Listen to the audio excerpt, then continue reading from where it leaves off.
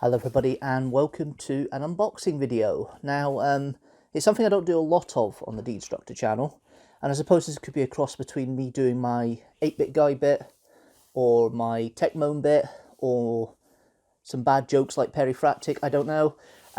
Hopefully it doesn't become a regular thing me to do unboxing videos and talk about tech, but I'm not the most experienced on it, but I have done some research, had a look at this and got this.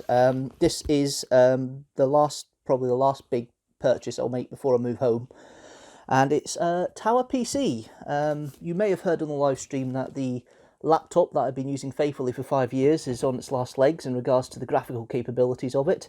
I'll still be using it, it'll still be part of the workflow, but it won't be used for the major big edits like the Kidstructors and the Gamestructors and the Quizstructors, which are all utilising Zoom at the moment because of the current circumstances with lockdown and waves and everything else and all the news that's coming out.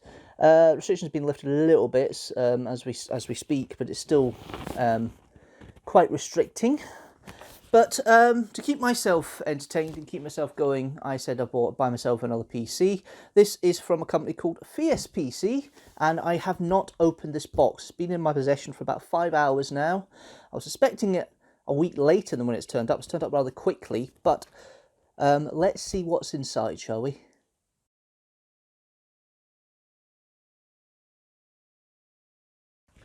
Now I've got a pair of scissors, so I'm going to cut into this now and just get the first bit off here. See, I've not even cut that, and there's bits around the side here, which I'll try and show on screen. There we are. Let's take that bit off as well. Right. So last unboxing I did was with my Galaxy Edge, S7 Edge. I tried to do the S9, but it wasn't being very forthcoming, I think is a polite way of putting it. So I'm just going to use the scissors here to score the tape.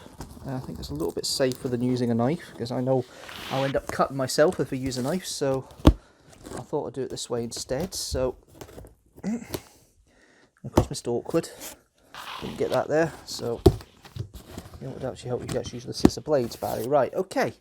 So this is where I'll probably disappear, where the box comes in. Now, it's only supposed to be a Tower PC. It's a kind of square box, so there was compliments from the Amazon reviews that it was actually well packaged, and I have to say it looks very much like it is.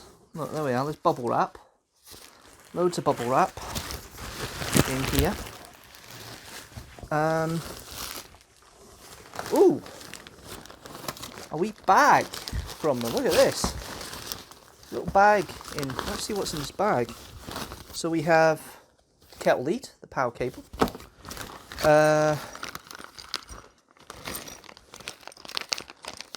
few screws and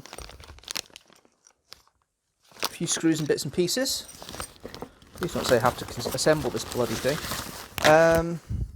The product key for Windows,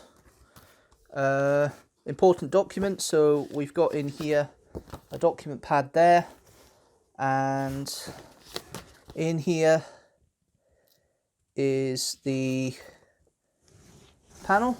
So it looks like I'm going to have to create this and actually put it together. The graphics card warranty for the Asus motherboard, the motherboard there, power supply, the core processor, the gaming rig bits, quick installation guide. So looks like I have to put it together. I thought it was all pre-prepared. No, it's a kit I'll have to put together. Oh well, that's going to be fun. Little plate for it. Yeah, I'm starting to think maybe I have to make this from scratch. Not what I was expecting, but nice little challenge, I suppose. It's an unboxing and assembly. Maybe it is more like the 8-bit guy and tech moan and all that. So let's have a look. Maybe it isn't. Maybe it's just instructions of how to troubleshoot, but let's get this out here. So it's certainly well packaged.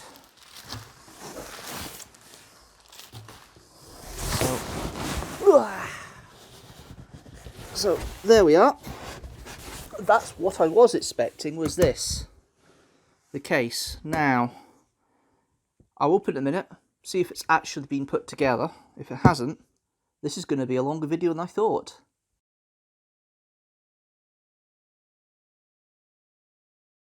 Okay, so we have here the box that I just showed you. I'm going to open it up. As you can see, the cameraman angle's moved a little bit, because obviously I don't need as much space now, so we'll just... shows how cack-handed I am. I am left-handed, so obviously I'm trying to use right-handed scissors to open a box, which isn't fun. Oh, it looks like it is pre-made. Oh, thank goodness for that. I was a bit worried there for a second, maybe it hadn't been made, but it looks like it has. So we might be okay. So, ooh, it's bulkier than I was expecting. Ooh. Now, I'm going to see if I can, without crushing the table, you can see the back there. Lift this up so the camera can see. That's the machine. It's bulkier than I was expecting, if I'm honest, but I'll try and siphon it out. Put it on its end like that. There we are. Ooh. Yeah, I can sit on the floor all right. Wow, okay.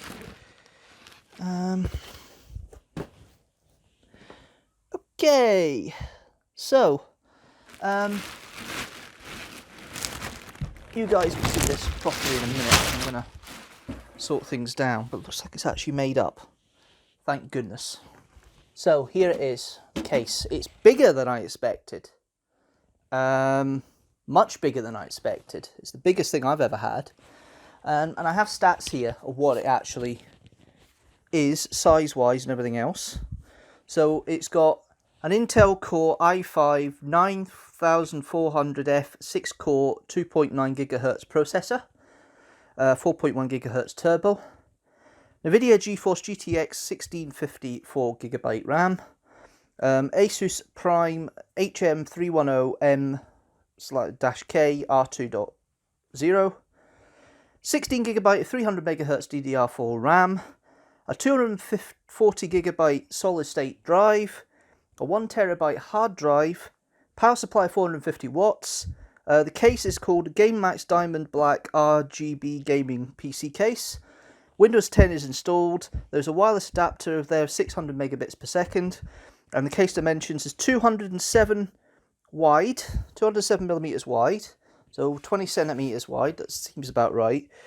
465 millimeters high, so it's about 46 centimeters high. Seems about right, and 370 millimeters deep, so 37 millimeters deep, 37 centimeters deep. That looks quite interesting. Now, wow, 15 kilograms apparently. It is just a PC. I have screens and everything else and peripherals for it, so it's not like it's going to be a big problem here. But I want to show you the back, because that's the daddy bit here. So you got the fan that you can see there, and then if I try and bring it close to the camera without it going out of focus, you'll see multiple USB ports, but it's got the graphics card that I'm interested in is there, and it's got a display port, which is great. It's got an HDMI and it's got a DVI, so it's got all the multiple inputs. Hopefully I'm able to do multiple screens. It's got inputs for mic and headphones, which I hadn't had on the PC, on the laptop. Two USB 2s, two USB 3s, another two USB 2s at the top. We've got VGA and DVI up here, which is great. Ethernet, an HDMI. If you want to go old-fashioned, you've got up there the old PS2 ports for mice and keyboards. The power is down there. I got a kettle lead for it, so it's not so bad. It sits on little stands, so it can sit on the floor, which is quite nice. And then on the top, we've got a mic input. You've got the power button there for the light. You've got one for the light cycle, so you can change the lights. You've got a thinking button there, LED for the light, to think about the power and that. So processor light. No, that's a reset button, isn't it? That's a reset button. Then we've got the microphone input, headphone input, one USB 2, one USB 3, and the power button. Now, this is lovely. I don't know if you guys will be able to see this. You will see it more when it's lit up, but in here is the fan, And then you've got the gaming you've got the game card there. You've got the card there.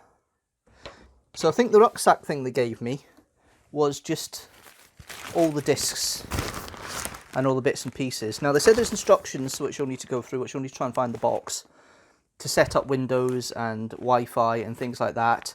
And that's what I'm going to do next, is have a look and see if this all works. And if it works, hey, we're cooking. We're cooking with gas.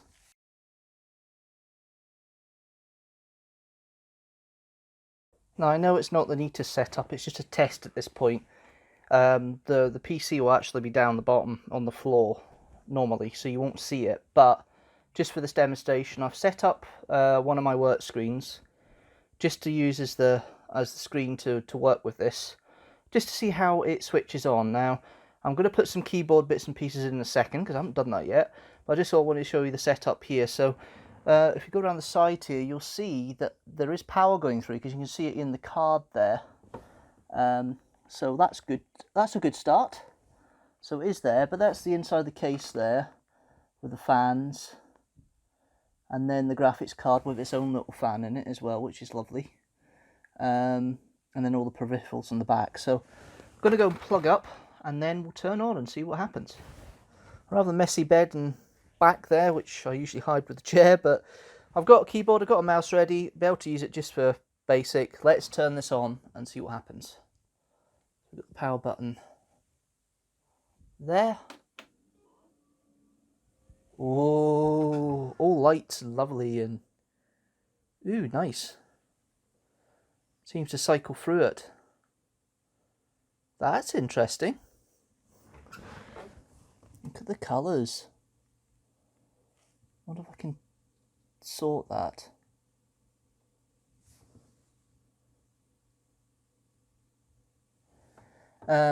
Yeah, I've made a little mistake. I plugged it in the wrong side. Looks like the display port's working. Right, okay. Give me a second, I'll get that fixed then. Right, so it's on Windows Startup, as you can see. I'm going to get that all started up and working. Before I do that though, I'm just going to see if I can maybe change the lighting settings here and just keep it as... stop it from cycling. Oh, I like that colour. That red that just came through there, that kind of orangey red. I'll keep that for the meantime. It's really quiet. It is really quiet. It's interesting. But I'll go through all the bits and pieces, set it up, and then we'll be back to you and see if we can do some testing of what it does. So I'm just trying to set everything up here, get the Wi-Fi connection. Presently connected into Ethernet. And I'm going, why isn't it picking up a Wi-Fi signal? Why is it not doing it? And then I found this in the bag, a little Wi-Fi dongle. And now I can connect to the Wi-Fi without using Ethernet cable. It's amazing, because I was trying to find a card with an aerial or something like that. No, it's a little dongle that you use. It's nuts.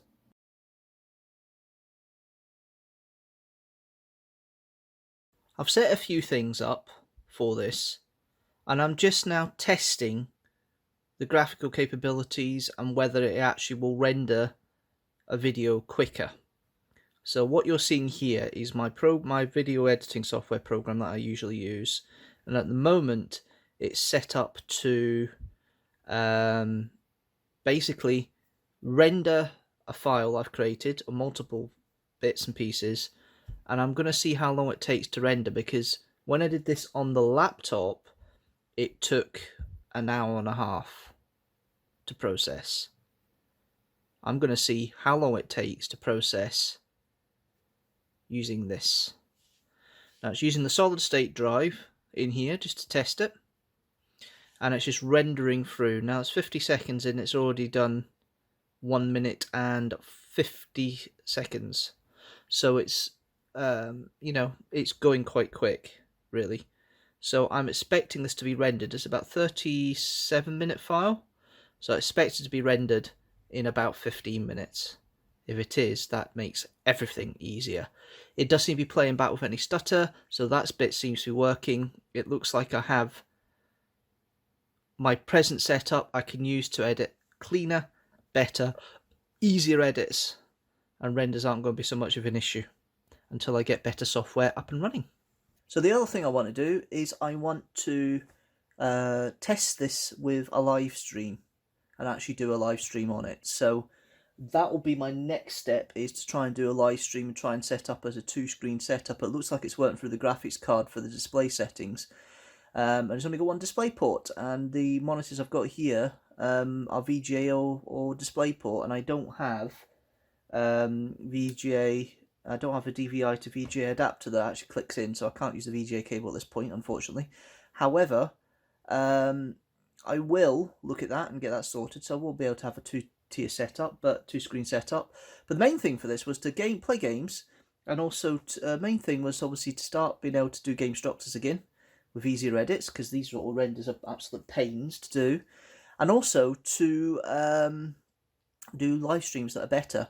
Now, I am this, you know, the machine is the main thing that works here for all the processing, but it will be part and helping, and it does seem to be, even when it's idle, running less of the CPU and the graphics card than what it did on the laptop. So it looks like I will be able to have quite a good running of the live streams going forward, and it shouldn't be as stuttery, and it shouldn't be overflowing, and it shouldn't be all the rest of it. It should be absolutely fine, and I'm looking forward to doing live streams, and you'll see the results hopefully on the Deanstructor from the 2nd of May. I might do a couple more tests that I might put available for you to link up to see what I've been doing, but in the meantime, that's something I'll look at and test here. But overall, I'm mightily impressed. It works. It's faster than what I've got on the PC, which is or the laptop, which is what I wanted. It does seem to be rendering this at quite a quick pace. I mean, that's me been running for what? Let's see what the stopwatch is saying. 5 minutes, and it's doing basically a second a frame, or a second to second. So it's running more or less the speed of the video, which is good.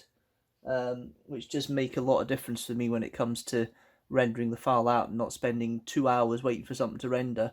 I may do a Deanstructor test at some point over the next few days as well, just to see if the Deanstructor version actually works better too. But at the moment, that's it. So that test render I just did took 50 minutes, which is about 50% less. And which is what it never did this on the laptop. It's actually kept the name of the test render as well, because the thing with the laptop was, because the way it was rendering and everything else, when you completed the file after a certain length or size, it wouldn't save the file name. It's given a generic file name of numbers.mp4. It's actually saved it. So yeah, it looks like we have an improvement on the software I've got. There are glitches coming up in regards to renders and things like that are part of the software. I know that. But overall, it's rendering quicker. So that helps with workflow and everything else on there. The next test will be streaming. I'll have a look at that, play with that, take a look for the rest of that, and yeah, we'll see how it goes from there. But overall, I'm quite impressed. It's better than what I have. It's going to make a difference overall, and it's gonna be good. It's going to be good. The display settings, I can do 2 displays, and I know it's possible to do 2 displays. Problem is, I've not got the right connections for it to work on the back of these monitors, so it's a bit of a pain. But I know it's working, so that's cool. I know it's working on the screens, and it's working on both, so I don't have a problem with it at all. But overall, yeah, satisfied, happy to have the PC. It is running down the bottom here. You can see it there. A little bit messy, but you can see the fan, the colour of the fan. I've kept it red because I quite like the colour. But hopefully live streams are better once they're up and running. We'll see how it goes. I'll do some tests, see how it works out, and then we'll get back to you on that. And then obviously that'll be it.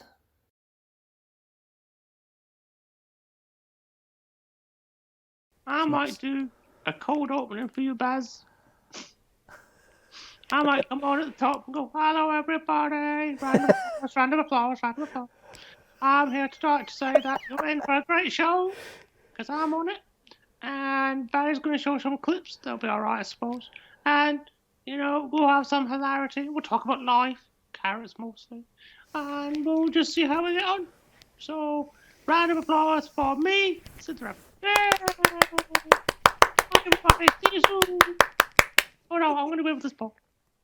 If you like this video, don't forget to like it and share it with the hashtag teamstructor, and also hit that subscribe button so you know when a new video comes out.